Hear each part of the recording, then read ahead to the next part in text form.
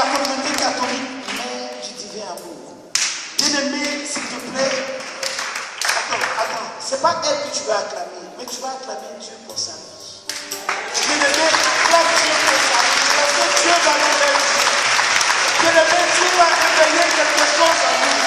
Bien-aimé, nous allons repartir avec la gloire de Dieu, avec une présence de Dieu sans pareil. Bien-aimé, c'est Dieu qui l'a envoyé. Je dis pour quelle idée à ton âme. S'il te plaît, acclame Dieu pour sa vie. Toi, Dieu au travail de sa vie. Et les autres qui se joignent à toi, que Satan clame parce que ça clame la présence de Dieu. Alléluia. Je vais demander à l'homme servante, la sœur Lydie Bardot de venir. Bien-aimé, continue d'acclamer Dieu. L'homme servante. Continue d'acclamer Dieu, s'il te plaît. Bien-aimé, continue d'acclamer Dieu. Jusqu'à ce que tu acclame Dieu, bien-aimé. Il est puissant. Oh, il est puissant. Il est puissant.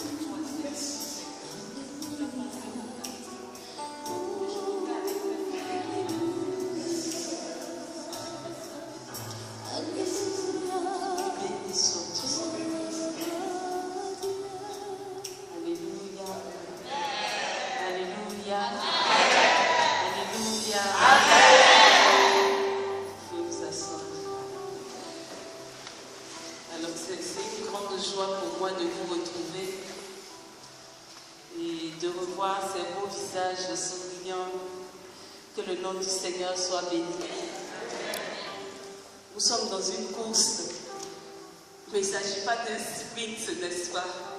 Donc c'est toujours bon de vous revoir, de savoir que vous êtes à la tâche. Parce que souvent au bout de la course, certains abandonnent.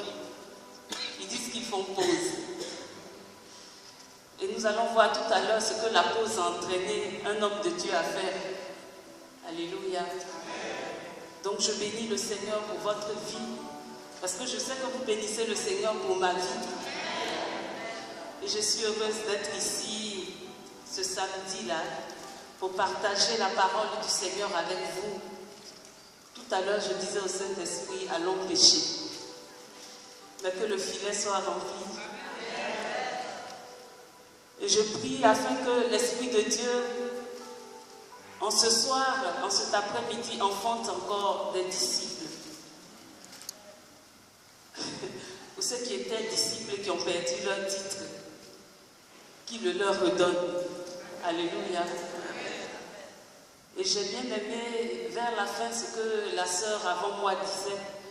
Je dis, mais quelle communion. Parce que si vous lisez un peu, pour une fois où je tape mon enseignement, je disais à la sœur Carole, j'espère que cette fois-ci, je vais lire ce que j'ai écrit. Et j'étais contente parce qu'elle disait, tu es fatigué, c'est long ce chemin avec le Seigneur. C'est ces choses-là que j'ai écrites. J'ai béni le Seigneur pour son exhortation. Et j'ai béni aussi parce que je me suis dit certainement, le Seigneur veut raviver la force de quelqu'un parmi nous. Amen. Le Seigneur veut restaurer la force de quelqu'un. Alléluia. Alléluia. Vous savez, en principe, les samedis, on a plein de choses à faire. Je suis sûre que la maison n'est pas nettoyée comme vous voulez. Vous avez voulu, vous êtes dit, bon, je prendrai l'autre samedi. Et l'autre samedi, peut-être qu'il y aura d'autres choses qui vont s'ajouter. Mais vous avez décidé d'être là.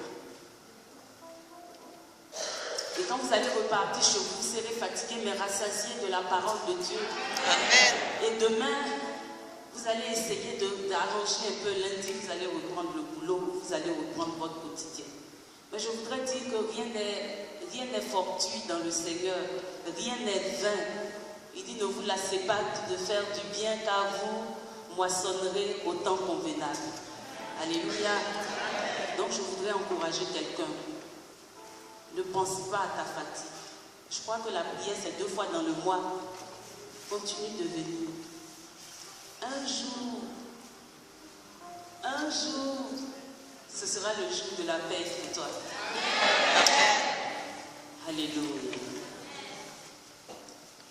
Pas un seul maire comparable à toi. Pas un seul maire comparable à toi. Pas un seul maire comparable à toi. Pas un seul comparable à toi. J'ai vu leur joie, je dis, ils ne peuvent t'égaler. J'ai vu leur paix et je dis qu'ils ne peuvent point t'égaler, papa. J'ai vu leur main et je dis qu'ils ne peuvent point t'égaler. Pas un seul n'est comparable à toi.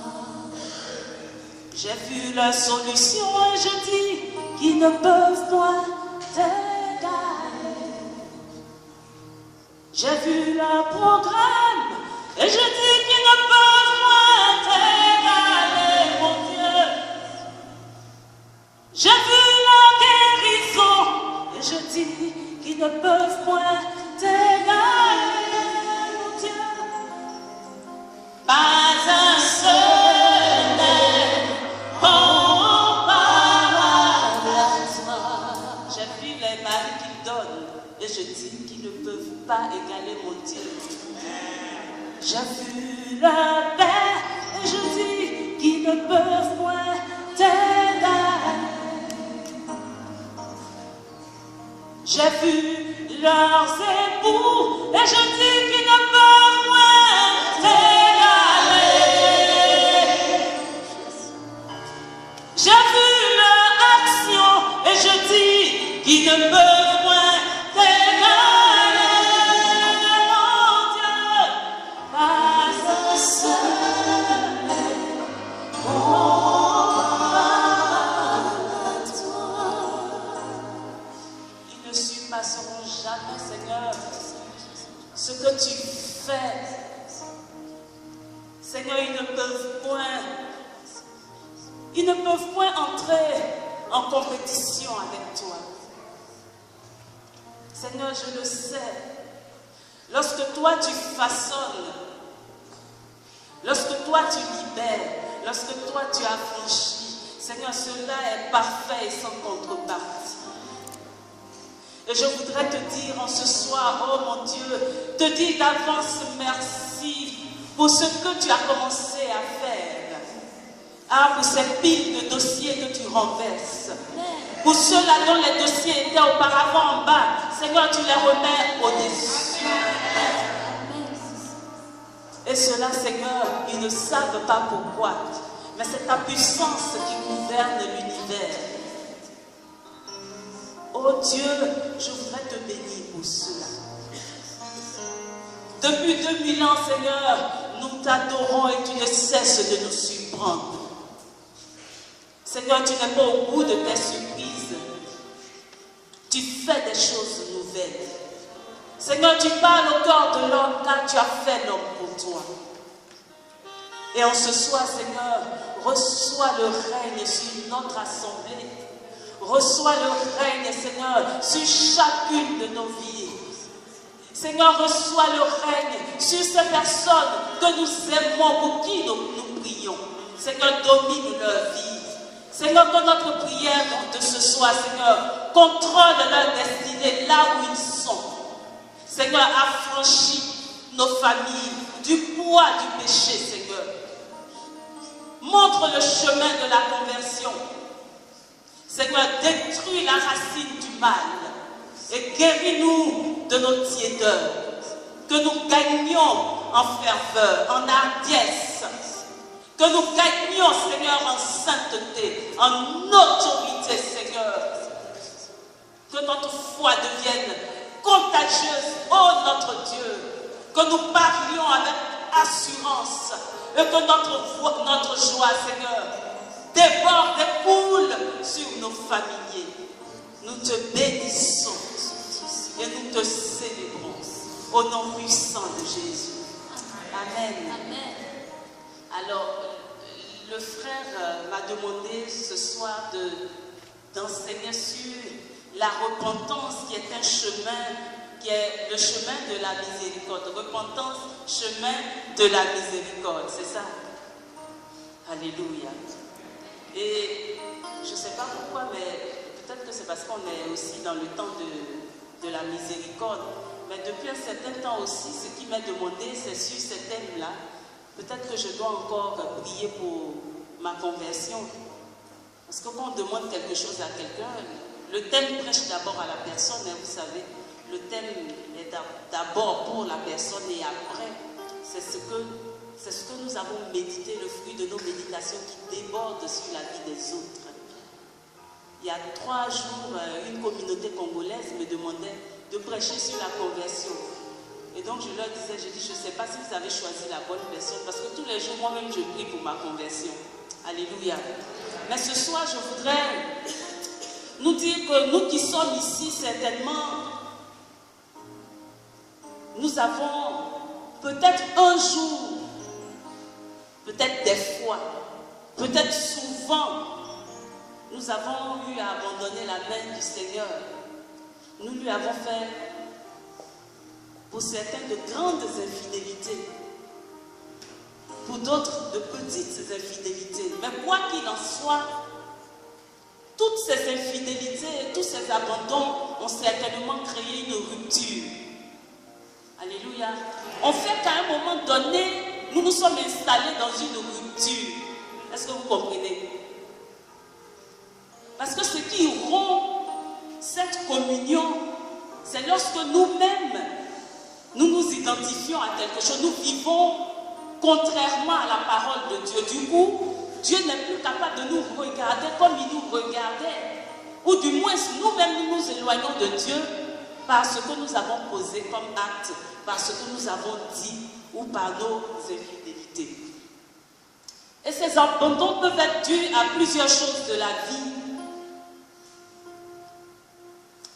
Ça peut être dû à la maladie qui dure.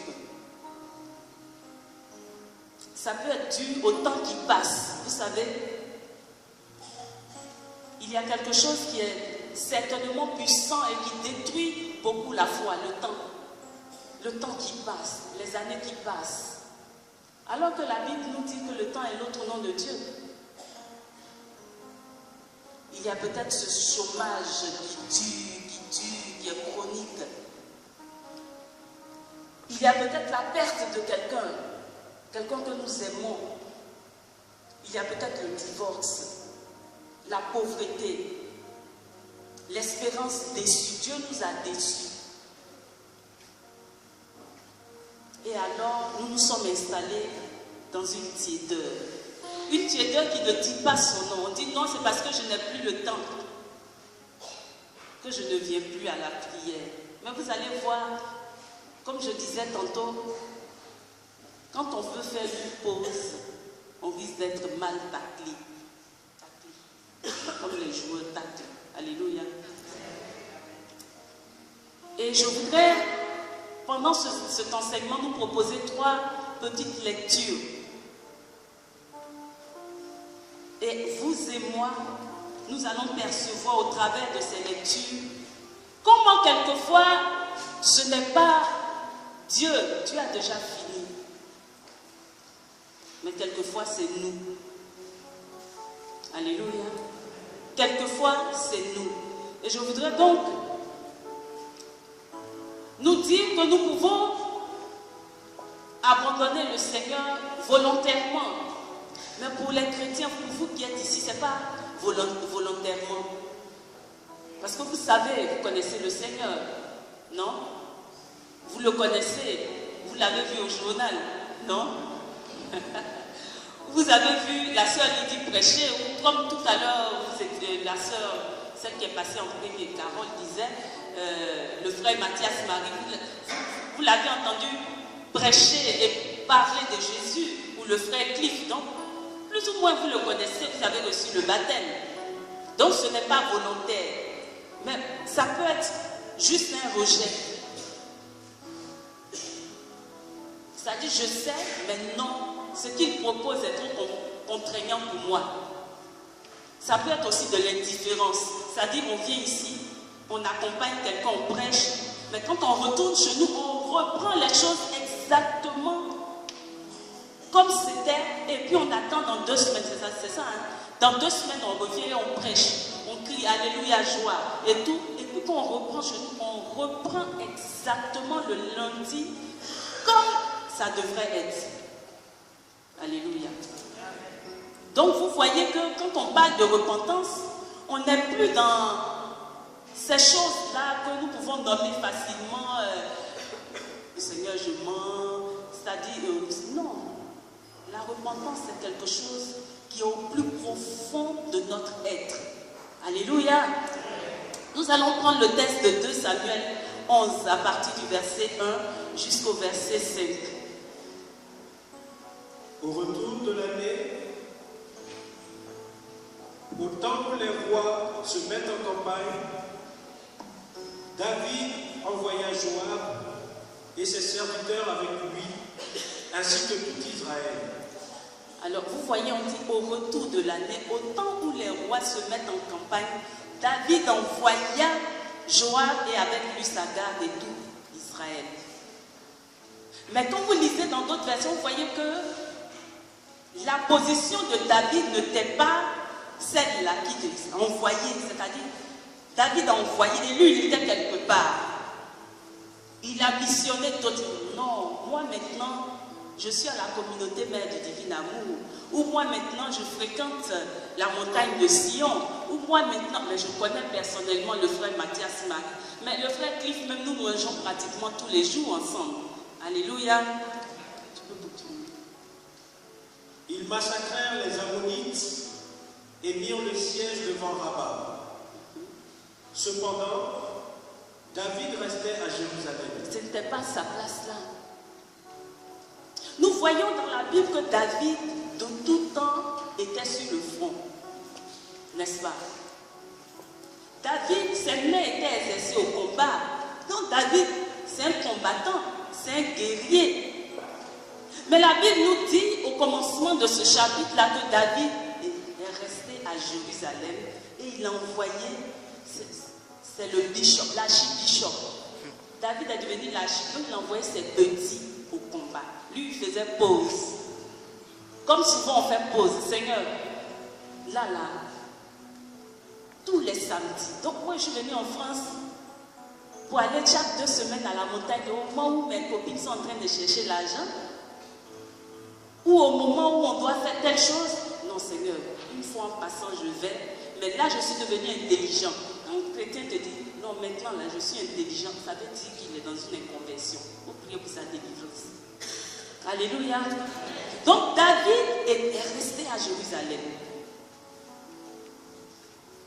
Il arriva que, vers le soir, David s'étant levé de son lit, alla se promener sur la terrasse de la maison du roi et aperçut de la terrasse une femme qui se baignait.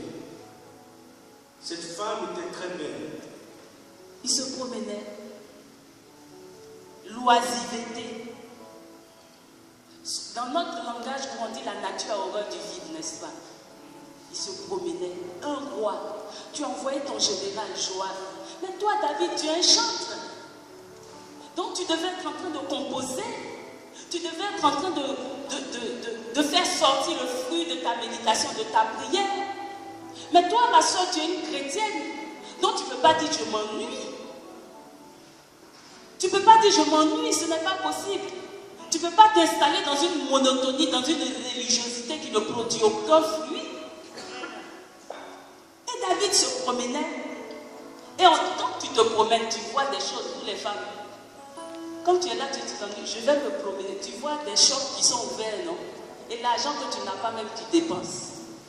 Parce que tes yeux ont vu. Est-ce que vous comprenez? Et David se promenait et ses yeux ont vu. Frère, continue. David fit prendre des informations sur cette femme. Et on répondit, mais c'est Bethsabée, fille d'Eliab et femme d'Uri le Hittite. Alors David envoya des émissaires pour la prendre. Elle vint chez lui et il coucha avec elle alors qu'elle venait de se purifier de ses règles. Puis elle retourna dans sa maison. La femme conçut. Elle en fit informer David. Je suis enceinte. Alléluia. Si David avait accompagné son général et son armée au front pour tuer les Ammonites. Vous savez, les Ammonites, c'est le peuple qui est issu d'une relation de péché. C'est-à-dire les deux filles de Lot. Elles ont enivré leur père et elles ont couché avec leur père. L'aînée a couché avec leur père et il est né les Moabites. Et la seconde aussi a couché avec son père et est né les Ammonites. Et la guerre qu'il menait était une guerre, parce que Dieu avait gardé ça dans son cœur. Vous voyez, moi j'aime trop Dieu. Quand il dit à moi la vengeance là, c'est bien. Parce que Dieu il n'est pas pressé. De la même manière, il dit je suis lent à la colère. Il sait ce qu'il fait. Il a laissé le péché là, il a laissé le peuple là. Parce qu'il savait qu'il avait programmé David pour finir avec le peuple. Et qu'est-ce que David fait? David, au lieu de savourer ou d'aller pour entrer vraiment dans le dessein de Dieu, David est allé, il était à Jérusalem en train de se promener, un petit berger, de rien du tout que Dieu a pris derrière les troupeaux. Il est établi chef de son peuple. David a trouvé que c'était le moment où il devait faire la pause. Maintenant je dis David, mais tu peux mettre ton nom à la place de David. Toutes ces pauses que nous faisons dans le Seigneur, vous savez ici là où nous sommes dans cette église, là, à cet instant, tous nous sommes de bons chrétiens. Mais chez nous, à la maison,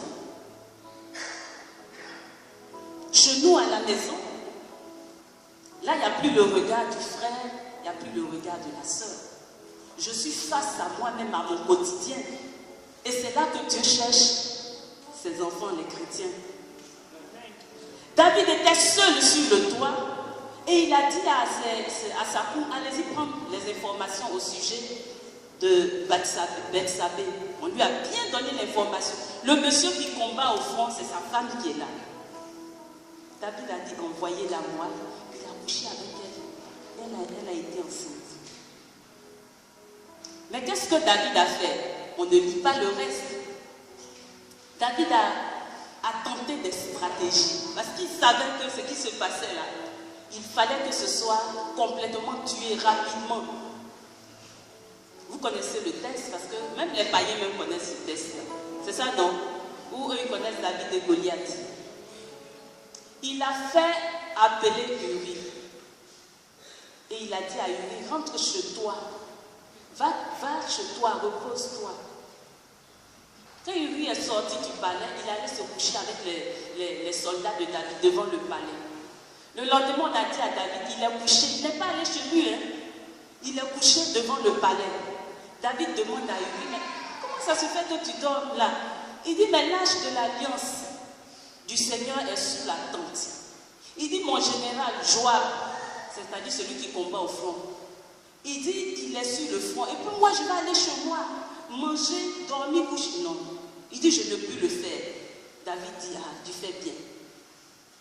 Le lendemain, il est enivré. Mais même dans son soulier, comme on dit chez nous, il allait dormir devant le palais. Alors David, donc il y a des avocats ici, parce que ça, c'est ce qu'on va dire, meurtre avec préméditation. Donc la préméditation est une circonstance non atténuante. La peine devient capitale. Voilà. Ça, c'est le petit droit que j'ai fait.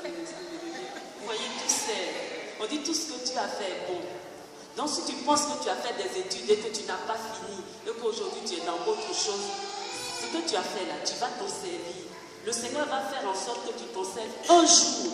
Parce que Dieu ne ment pas. Il ne va pas te faire emprunter des chemins comme ça et puis il abandonne tout ce que. Non, Dieu sait ce qu'il fait. Alléluia. Et alors, qu'est-ce que David a fait? Il dit alors, il fait un courrier.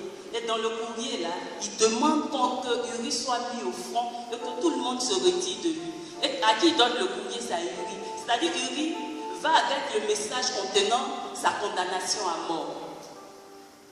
On parle de David, un homme selon le cœur de Dieu. Alléluia. Et lorsque Uri est arrivé, il a donné le message à Joab. C'est ce qui s'est passé. On l'a mis au front.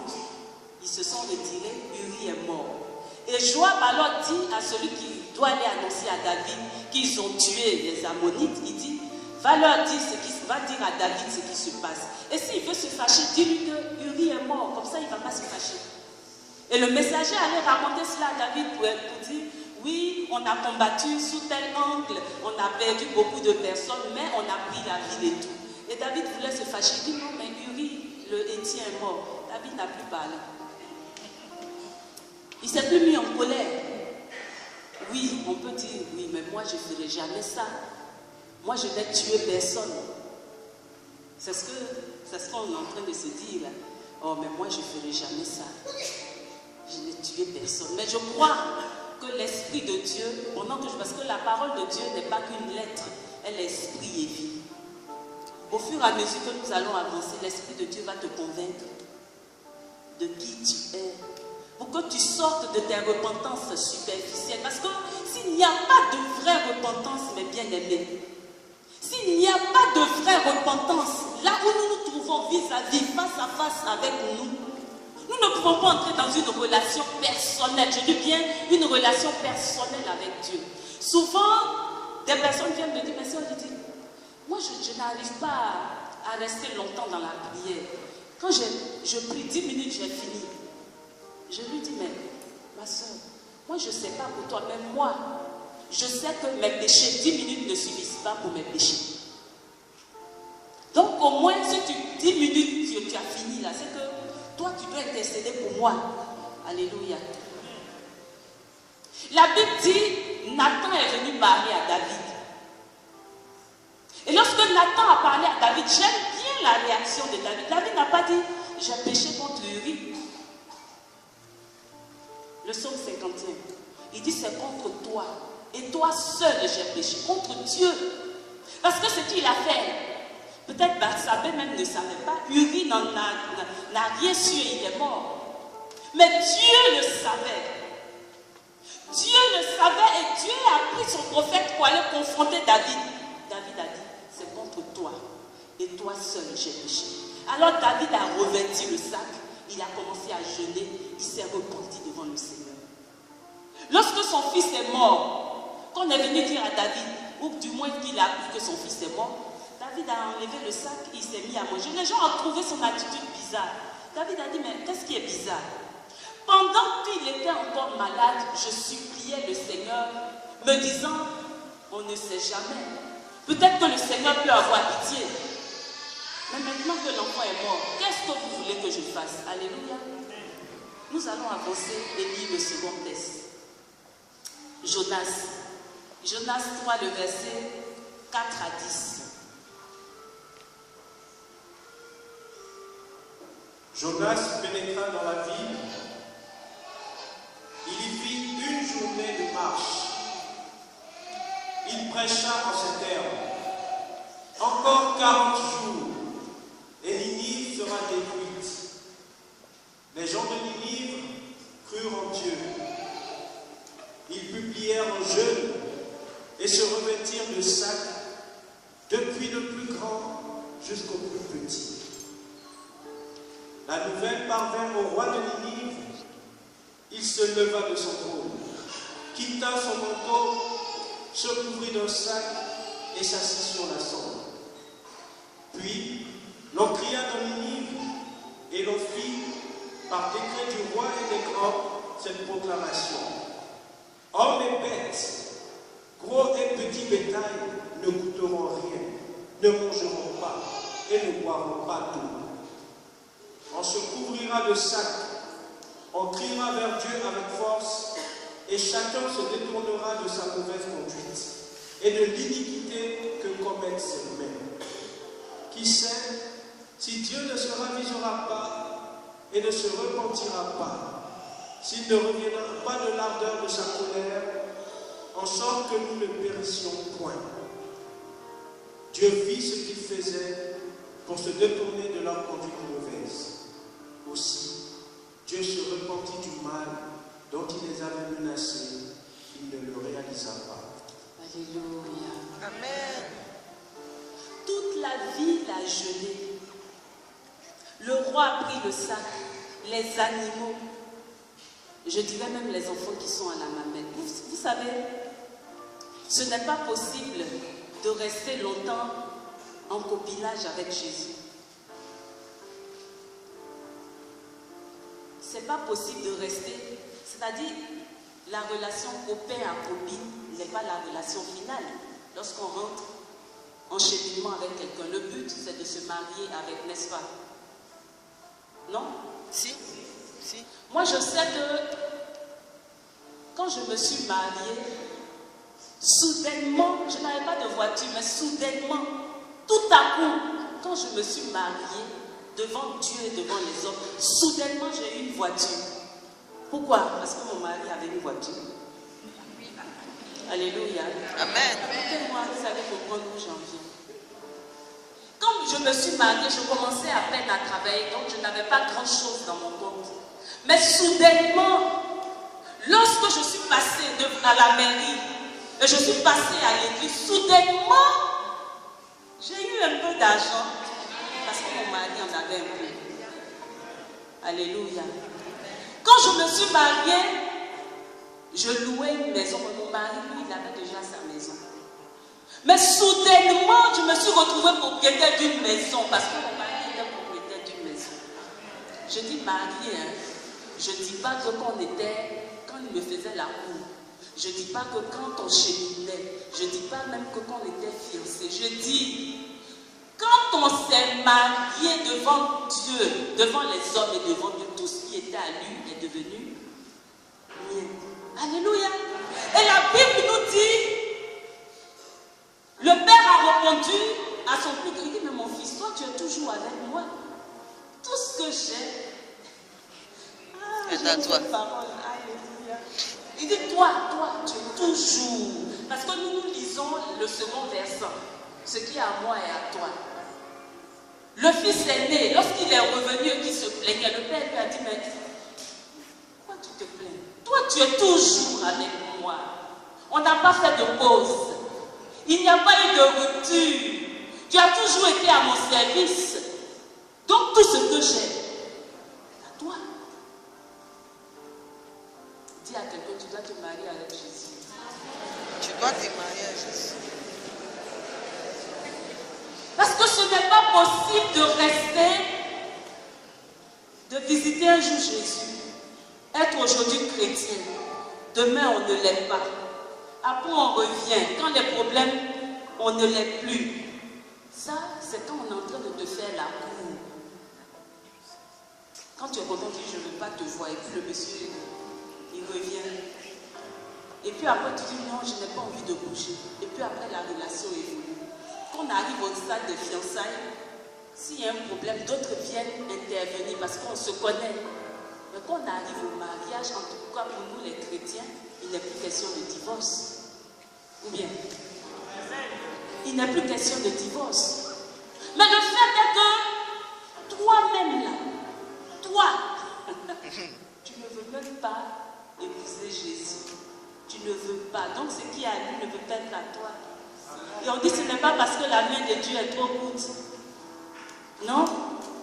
Ce n'est pas parce que la main de Dieu est trop courte. Mais c'est vos péchés qui dressent une montagne entre vous et Dieu. Avant que je ne vienne à la mission, je devais venir l'autre samedi. J'ai vu que mon mari à la maison n'était pas trop d'accord. Ça là, ce n'est pas une histoire, il faut prier longtemps. Il n'est pas d'accord, non pas bouger, je ne bouge pas. J'ai dit au frère Cliff, j'ai dit, je préfère prier 1 minute, lui il est d'accord, j'ai l'onction, que de prier 10 heures, il n'est pas d'accord et je n'ai pas l'onction.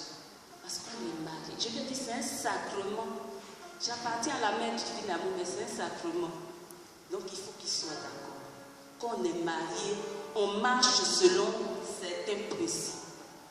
Parce qu'on se connaît, on est ensemble, on a des habitudes, des us. Donc on a une certaine manière de marcher. Quand on est enfant de Dieu, il y a un profil qu'on a, qu'on doit garder, quelle que soit la saison. Amen. Vous voyez, dans le corps du Christ, on se rend compte qu'on est des chrétiens frustrés. Moi, ça me fatigue. Hein, tu parles au chrétien, ça va aller. Mais tu sais au fond d'eux-mêmes que ça ne va pas. Mais je dis, quelle est cette belle-mère qui est assise sur ta vie? Quel est ce père qui est assis sur ta vie? Quel est ce démon? Quel est ce rosicrucien ou ce franc-maçon qui fait que depuis on prie pour ta délivrance, on prie, oh, toi-même tu pries, l'autre prie, Mathias Marie prie, oh, on prie. La situation ne change pas. Mais en sorte que pose-toi la question un jour, moi-même là, quelle est ma part dans cette histoire? Ou bien, parce que moi je crois qu'un fils de Dieu, quelqu'un qui a accepté Jésus dans sa vie, qui vit selon les principes de la Bible, qui cherche une radicalité, mais il y a longtemps le démon est parti. Ou bien, le plus grand vit en toi, et puis il y a encore, mais au moment où, s'il tenait ton utérus, mais au moment où toi tu es en train de prier, ils ouvrent mais l'utérus a disparu. Mais tu pries, tu viens, tu sautes ici, on dit onction, tu tombes. On est toujours, mais assois-toi. Quelle est ma part de responsabilité? Quelle est la porte? Sur quel terrain je suis qui est un terrain stérile?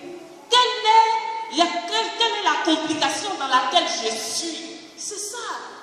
Avant de chercher un bouc émissaire, parce que c'est facile. Vous convenez avec moi qu'il y a certaines choses, c'est facile.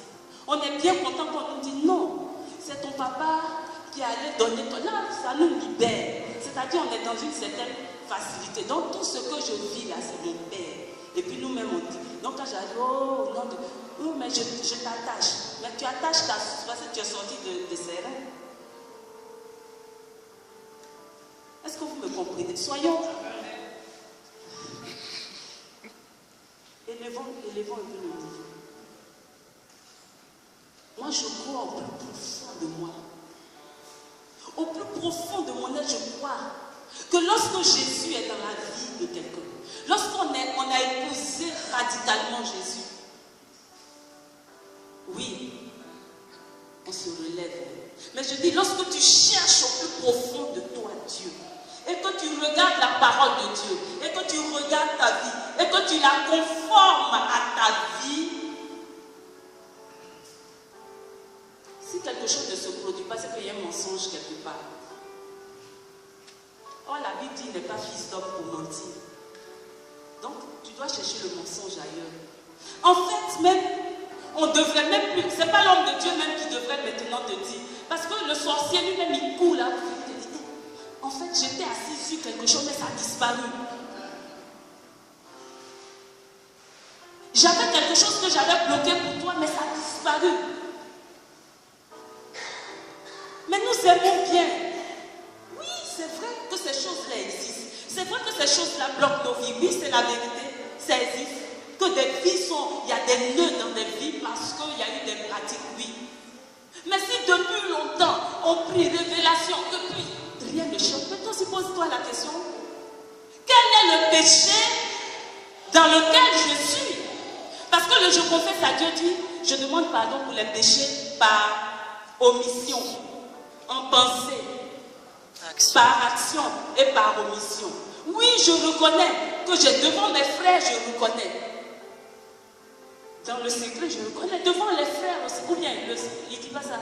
Je confesse à Dieu, je reconnais devant mes frères. Voilà. Je reconnais devant mes frères que j'ai péché. Mais Dieu là, l'homme de Dieu a prié, il les suce. Il prie, oh, il prie. Et puis tu n'es même pas capable de dire, frère, je vais te dire la vérité. C'est que moi-même, je ne suis pas claire avec Dieu. Sinon, le grand Dieu, plein de beauté, on est attaché à lui. On marche, Jésus marche. On est en lui. Comment ça se fait-il que les choses tardent aussi longtemps? On est encore dans des recommencements. On devient des commençants, des débutants. Comme si on ignorait la puissance de Dieu. La Bible dit l'âme qui mourra, c'est celle-là qui pêche. C'est ce que la Bible nous dit dans Ézéchiel. Mais en même temps, cette même Bible nous dit, il dit, je ne veux pas la mort du pécheur. Il dit, je veux qu'il vive. Et cette même Bible dit, je mets devant toi la vie et je mets devant toi la mort. Je mets devant toi la bénédiction et je mets devant toi la malédiction. Comme le fondateur dit, il dit, 3 semaines, il dit, s'il y avait un démon même qui te suivait, il dit 3 semaines ou 1 mois de radicalité. De radicalité. Vivre Dieu, fermer toutes les mauvaises portes. Il dit, cela suffit. Pour que le démon même vienne te demander pardon pour dire, je suis désolé. Mais qu'est-ce qui se passe dans nos vies? Alléluia. Et moi, je crois profondément que la parole de Dieu qui dit, il dit, heureux l'homme qui ne marche pas selon le conseil des impies. Le psaume 1. Mais il dit après quelque chose. Il dit tout ce qu'il entreprend réussit. Tout ce qu'il entreprend réussit. Pourquoi ne sommes-nous pas face à nous-mêmes des fois? La miséricorde dont on parle, cette année de miséricorde, moi je la définis simplement. Je dis, la miséricorde c'est comme donner quelque chose à quelqu'un qui ne le mérite pas. C'est ça. C'est au-delà, ça n'a rien à voir avec la justice. C'est donner quelque chose à quelqu'un qui ne le mérite pas. Et lorsqu'on dit Dieu fait miséricorde, parce que dans cette histoire de David, Dieu a donné Salomon. Salomon est issu de la relation de David et de Bathsheba. Et on dit Dieu a aimé Salomon. Et nous voyons que c'est Salomon qui a repris le trône. Mais ce que Dieu a annoncé comme conséquence ne s'est pas éloigné de la maison de David. La guerre, ses fils qui l'ont chassé pratiquement du trône. Alléluia.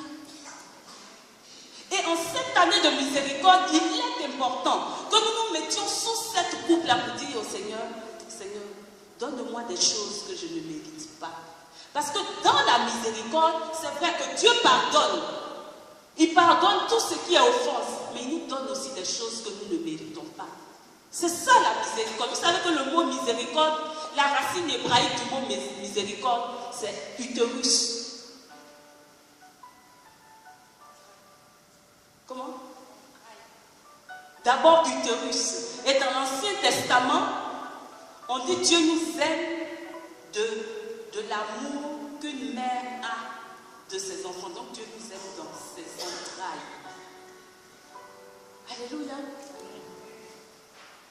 Donc ces entrailles, lorsque nous pensons, nous qui sommes mères ici, à nos enfants, comment nous aimons nos enfants, nous sommes prêts à décrocher la lune pour nos enfants. Dieu nous aime de cette manière-là. Et nous voyons dans le troisième texte, tu ne vas pas lire parce que je saute. Nous voyons que Jésus passait par une ville. Et ce texte-là, pour moi, il est un de mes textes les plus parlants, les plus beaux. On dit Jésus passait et il a vu plutôt qu'une femme, on allait enterrer le fils unique d'une veuve. Le fils unique d'une veuve. La veuve de Naïm. Et la Bible nous dit que Jésus a une compassion. Il a une compassion. Et quand je pense à la miséricorde, je me dis c'est parce que Jésus allait, il passait son chemin. Mais la compassion dont il était mis dans ses entrailles, en fait, il s'est arrêté. Et il a rendu le fils à la mère, le fils unique de la veuve. C'est-à-dire qu'elle allait suivre son fils aussi dans la tombe. Veuve, tu as un fils unique qui meurt. Jésus s'est arrêté. Et il a rendu la vie. Non seulement à ce jeune, mais il a redonné à sa mère. Qu'est-ce que Dieu ne pourrait faire pour nous si nous vivons dans une relation de vérité avec lui? Dieu récompense la fidélité. Il dit, je donnerai gratuitement à ceux qui m'ont cherché. Gratuitement à ceux qui m'ont cherché. Et Saint Paul nous dira, il dit, approchons-nous avec assurance du trône de la grâce afin d'obtenir miséricorde et d'être secourus dans tous nos besoins. D'autres versions disent dans toutes nos faiblesses. Afin d'obtenir miséricorde. J'ai aimé la partie où la sœur disait, Seigneur, ce que nous pouvons faire, ça ne sert à rien que nous le demandons à Dieu. Je dis, Seigneur, je veux des choses que je ne mérite pas. Oui, parce qu'un héritier, ce n'est pas celui qui a quelque chose parce qu'il a fait quelque chose, voilà. Il n'a rien fait, il est simplement né dans une famille et il hérite. Et nous, on dit dès qu'une personne est unie à Christ, elle devient une nouvelle créature. Unie à Christ, l'union sacrée du mariage. Unie à Christ, nous devenons une nouvelle créature. Les choses anciennes sont passées, voilà que toutes choses deviennent nouvelles. Mais en réalité, en vérité, quand nous regardons au plus profond de notre être, nous voyons que les choses anciennes ne sont jamais définitivement passées. Nous faisons ressurgir de vieilles histoires. Nous faisons ressurgir de vieilles rancœurs. Nous faisons ressurgir de vieilles blessures. Nous pensons constamment au passé. Regardons nos vies. Une fois on m'a fait ça, on m'a déçu. Donc, la suite aussi sera déception. Non, pas forcément. Une femme de Dieu disait, a dit, ton pire jour avec Dieu est meilleur que ton meilleur jour sans Dieu. Non. Ton pire jour. Et le jour où tu dis, là, aujourd'hui, ça va pas, Seigneur, mais je reste là, est meilleur que ton meilleur jour sans Dieu. Moi, je dis souvent, lorsqu'on me dit, être chrétien, c'est dur. Je dis, non, être pécheur est plus dur. Non. Je vais vous dire pourquoi. Après, vous en ferez ce que vous voudrez. Être pécheur est plus dur en quoi? Parce que tu vis avec un fardeau, sans direction. Paul dit, quand vous étiez sans Christ, vous viviez ça et là, errant. Sans Christ, tu te lèves, la fatigue, tu vas, c'est-à-dire ta profession c'est le péché. Donc tu fais les choses, tu es fatigué. Et tout s'obscurcit. Être chrétien, Tu ne sais même pas de quoi demain sera fait. Donc, tu ne peux pas être dans une monotonie.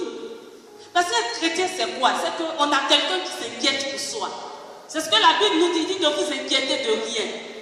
Non? Il y a quelqu'un qui s'inquiète pour toi. Être chrétien, c'est cette histoire où aujourd'hui, et j'ai aimé le témoignage des sœurs, aujourd'hui tu es malade. Mais quand tu es chrétien, demain tu peux te retrouver subitement en bonne santé. Parce qu'il y a quelqu'un qui pendant la nuit a changé l'ADN de la maladie, a fait devenir maladie santé. Être chrétien, c'est quoi? C'est qu'il n'y a rien sur le compte. Mais subitement, Amen. le lendemain tu te réveilles, on dit on a eu un trop perçu, on te fait une rissure. Amen. Amen. Et quelqu'un s'est chargé de cela. Mais être chrétien, oui, c'est plus facile. Je ne dis pas que c'est facile, c'est plus facile qu'être pécheur. Parce qu'il y a quelqu'un, on a de l'espérance, on espère en Dieu. Et il nous dit, il laisse un testament, il dit, voilà ce que j'ai déjà fait. Voilà ce dont je suis capable. Voilà ce que je t'ai promis. Donc, te basant sur cela, tu vis. En communauté, on a pour habitude de dire, celui qui obéit ne se trompe pas. Mais si tu obéis, tu ne peux pas te tromper. Parce que tu as des promesses attachées. Je ne vous dis pas que demain, quand vous allez sortir d'ici, que vous allez abandonner, ce qui vous retient encore de l'autre côté, ce qui vous empêche d'être dans la vérité avec le Seigneur. Je ne dis pas que quand vous sortirez d'ici, vos souffrances s'arrêteront là, sur le pas de la porte de l'église. Non. Mais je vous dis que si vous sortez d'ici avec cet engagement, vous aurez en vous une force qui vous permettra de vivre conformément à la parole de Dieu. Vous aurez en vous une force plus grande pour affronter votre vie au quotidien. Vous aurez en vous une force plus grande pour faire advenir dans vos vies les promesses de Dieu qui sont oui et amen. Voilà ce que je vous dis. Ce serait vous mentir, vous dire quand tu vas sortir d'ici, là, oui, le miracle. Tout à coup, oui. Mais peut-être que parmi vous, il y en a qui auront affronté encore pendant une semaine tous vos soucis que vous avez. Mais si seulement tu sors d'ici, si seulement tu sors d'ici avec cette décision ferme de garder le profil que Dieu demande pour toi, tu auras en toi une force extraordinaire. Amen. Une force extraordinaire. Je vous mets au défi. Que quelqu'un abandonne quelque chose dans sa vie. Que quelqu'un prenne la décision d'abandonner, de fermer une mauvaise porte dans sa vie ce soir. Je vous mets au défi. Jusqu'à ce que la prochaine prière arrive, vous verrez par vous-même. Dieu n'est pas un homme pour mentir. Ce qu'il dit, il a pouvoir, capacité de l'accomplir. À force de le répéter, nous avons galvaudé la chose. Ça n'a plus peut-être de force. Mais c'est la vérité pourtant. Dieu ne cherche pas les chrétiens dans l'église. Il les cherche le lundi, le mardi, dans le tram, dans le métro, chez eux à la maison. Lorsqu'il parle, fais-tu du bien exprès? L'onction dont nous parlons, fais-tu du bien exprès? As-tu abandonné véritablement au plus profond de toi cette vie de péché? As-tu abandonné cette chose que Dieu veut que tu abandonnes? Voilà la question qui t'est posée. Laissons aujourd'hui les démons à côté et les sorciers et les je ne sais quoi d'autre. Je te parle à toi, toi-même, là, devant le miroir de la parole de Dieu. Ce secret que tu portes lourdement, ces choses-là que tu fais à répétition, pourtant tu sais que ces choses-là mènent à la mort. Les as-tu abandonnées en réalité? Afin que nous devenions une assemblée de saints. Si tu décides cela, alors tu verras comme de puissantes vagues, des flots abondants couler dans ta vie. On peut éteindre le feu, mais on ne peut pas arrêter l'eau. Et la parole de Dieu est une eau qui nous lave et qui nous purifie, qui nous donne de l'éclat, la qualité. Nous devenons contagieux. Nous marchons avec une force intérieure. Nous avons une assurance. Vous voyez, quand nous faisons ces choses-là, au ciel, notre compte est crédité. débiteur, il devient créditeur. Alléluia. Et peut-être que tu es sur la terre, tu te dis, mais ça fait 1 an. Ça fait 1 an que je vis bien. Mais Seigneur, qu'est-ce qui se passe? C'est ce que Job a dit. Il dit, mais je n'ai rien fait. Ses amis l'accusaient. Il dit, mais je vous dis, je n'ai rien fait. On dit, non, mais un homme ne peut pas souffrir. Il dit, Job dit, je n'ai rien fait. Sa femme lui a dit, maudit Dieu meurt. Il dit, non. Et il s'est tellement révolté. Dieu a donné raison à Job. Dieu a dit à Job, effectivement, tu n'as rien fait. Oui. Le juste, il dit, je n'ai rien fait. Donc pourquoi vous dites que parce que je suis malade, c'est parce que j'ai péché? Non. J'ai confessé mes péchés. J'ai décidé de vivre une vie comme Dieu le demande. Et vous m'accusez, mais non. Je suis innocent. Alors Dieu a rendu à Job tout ce que Job avait perdu, même plus. Qui accusera ce que Dieu a ému? Personne, car c'est Dieu qui les déclare non coupables. Amen. Mais le problème, c'est que nous avons des choses qui parlent contre nous. Tu as des choses qui parlent contre toi. J'ai des choses qui parlent contre moi. Je vois que mon cœur est saturé. Je vois que ma vie est saturée. Je vois que le secret que j'ai dans ma vie, oui, j'ai la réputation d'être vivante. Oui, j'ai la réputation de venir ici, de prêcher, de louer, de faire telle chose. Oui, on me connaît. Mais il dit, et pourtant tu es mort. C'est ce que la Bible nous dit dans l'Apocalypse. Et pourtant, tu es mort. Tu as la réputation d'être vivant, mais tu es mort. Parce que tu ne te tiens pas dans la vérité vis-à-vis de tes frères.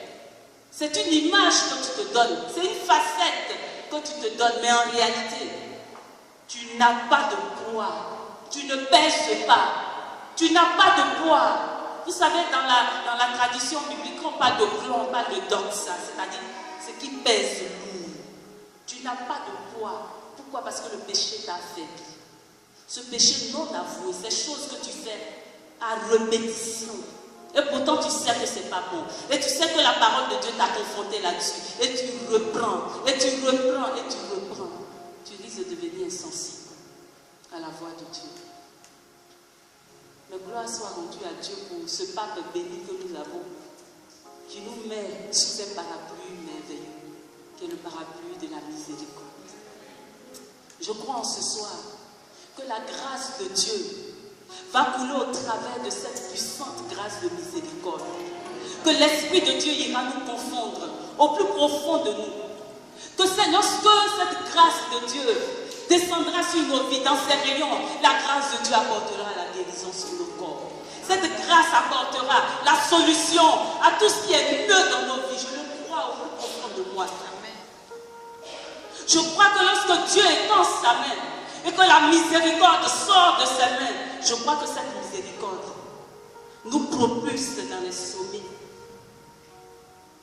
Je crois que cette miséricorde change notre profil, change notre attitude. Alléluia. Je vous rends ce soir, bien-aimé.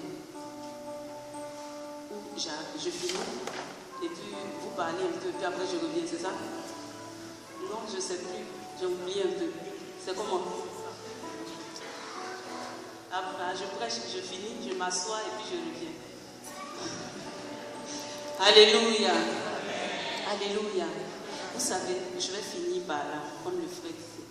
Ça ne sert à rien qu'on ait 10 ans de vie chrétienne et que cela n'apporte aucun résultat dans nos vies.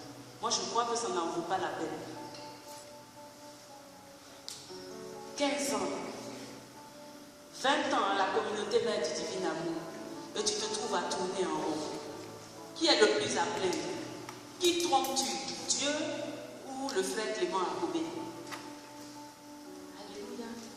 Tu as besoin ce soir, je t'en prie. Peut-être que tu n'es pas seul dans ta maison. Mais quand tu rentreras chez toi, dans un moment d'intimité, demande au Saint-Esprit de te convaincre. Ou peut-être ce soir, quand tu partiras déjà d'ici, l'Esprit de Dieu commencera à travailler. Je t'en supplie, tu vas voir la différence. Tu vas voir que ça marche à tous les coups.